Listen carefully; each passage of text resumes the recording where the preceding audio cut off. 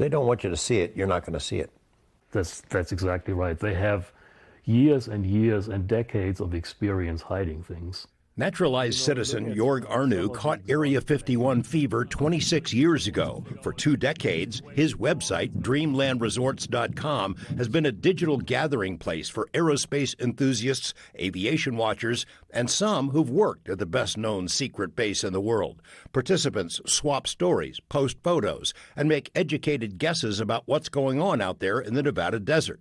By now, the world knows about some of the projects that were born at the Groom Lake facility: the U-2 spy plane, early versions of the Blackbirds, then the F-117 Nighthawks, and stealth helicopters.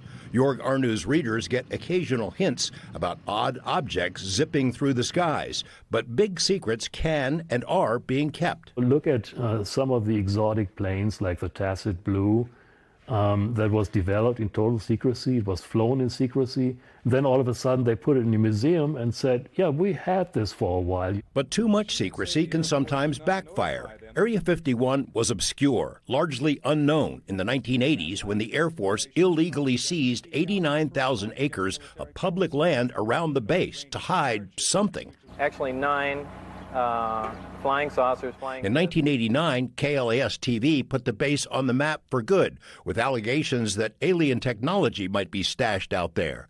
The designation for Area 51 suddenly disappeared from maps. The government stopped acknowledging it even had a base out there.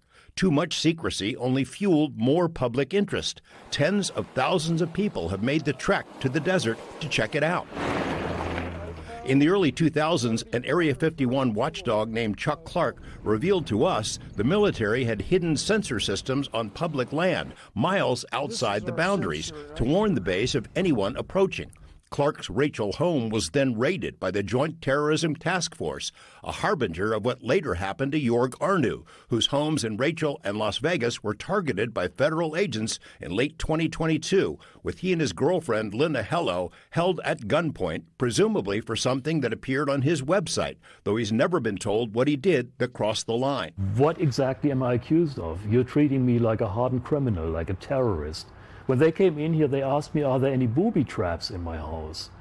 I said, booby traps? What are you expecting? Arnu agrees the military needs a place to test secret technology. When 2 million people vowed to storm Area 51 back in 2019, he led the opposition to the event. But when he sees things from public lands, he takes note. Arnu says the recently revealed B-21 Raider had some of its systems tested in the Nevada skies, long before the public knew it existed.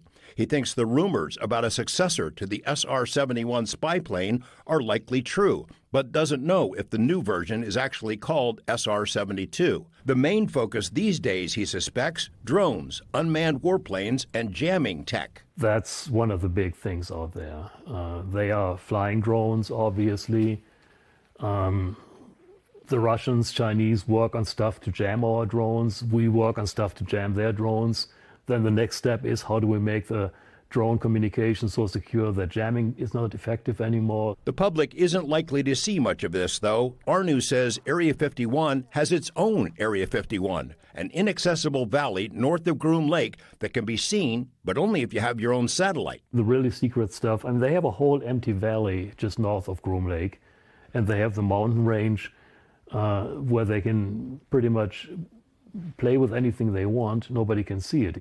It's booming out there. Oh, yeah. Area 51 is not going anywhere. George Knapp, 8 News Now. Now, you can watch George's story about the raid on 8newsnow.com. Joerg Arnu says he's pretty sure the raids were initiated by the Air Force, not the FBI. He thinks the FBI helped because they have more experience in serving search warrants related to sensitive cases.